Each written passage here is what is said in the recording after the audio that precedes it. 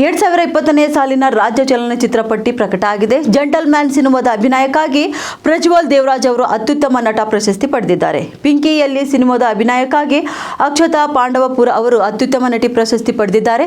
ಪಿಂಕಿಯಲ್ಲಿ ಸಿನಿಮಾಗೆ ಮೊದಲ ಅತ್ಯುತ್ತಮ ಸಿನಿಮಾ ಪ್ರಶಸ್ತಿ ನೀಡಲಾಗಿದೆ. ಈ ಸಿನಿಮಾಗೆ ಪೃಥ್ವಿ ಕೋಣಕೂರ್ ಅವರು ನಿರ್ದೇಶನ ಮಾಡಿದ್ದಾರೆ. ವರ್ಣಪಟಲ ಸಿನಿಮಾಗೆ 2ನೇ ಅತ್ಯುತ್ತಮ ಸಿನಿಮಾ ಪ್ರಶಸ್ತಿ ಸಿಕ್ಕಿದೆ. ಇನ್ನು ಹರಿವ ನದಿಗೆ ಮೈಯೆಲ್ಲ ಕಾಲು ಸಿನಿಮಾಗೆ 3ನೇ ಅತ್ಯುತ್ತಮ ಚಿತ್ರ ಪ್ರಶಸ್ತಿ ನೀಡಲಾಗಿದೆ. ಗಿಳಿಯು ಪಂಜರದೋಳಿಲ್ಲ ಹಾಗೂ ಈ ಮಣ್ಣು ಸಿನಿಮಾಗಳಿಗೆ ವಿಶೇಷ ಸಾಮಾಜಿಕ ಕಳಕಳಿಯ ಚಿತ್ರ ಪ್ರಶಸ್ತಿ ಕೊಡಲಾಗಿದೆ.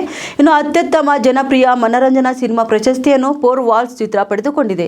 ಪದಕ ಸಿನಿಮಾ ಅತ್ಯುತ್ತಮ ಮಕ್ಕಳ ಚಿತ್ರವಾಗಿದ್ದು ಪ್ರಶಸ್ತಿಗೆ ಭಾಜಕವಾಗಿದೆ. ತುಳು ಭಾಷೆಯ ಜಿಟಿಗೆ ಚಿತ್ರಕ್ಕೆ ಅತ್ಯುತ್ತಮ ಪ್ರಾದೇಶಿಕ ಭಾಷೆ ಸಿನಿಮಾ ಪ್ರಶಸ್ತಿ ಸಿಕ್ಕಿದೆ.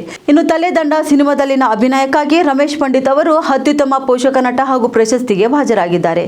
ದಂತಪುರಾಣ ಸಿನಿಮಾದಲ್ಲಿನ ನಟನೆಗಾಗಿ ಮಂಜುಳಮ್ಮ ಅವರಿಗೆ ಅತ್ಯುತ್ತಮ ಪೋಷಕ ನಟಿ ಪ್ರಶಸ್ತಿ ನೀಡಲಾಗಿದ್ದು, ಅತ್ಯುತ್ತಮ ಸಂಗೀತ ನಿರ್ದೇಶನ ಪ್ರಶಸ್ತಿಯನ್ನು ಗಗನ್ ಬಡೇರಿಯಾ ಅವರು ಮಾಲ್ಗುಡಿ ಡೇಸ್ ಸಿನಿಮಾಗಾಗಿ ಪಡೆದಿದ್ದಾರೆ.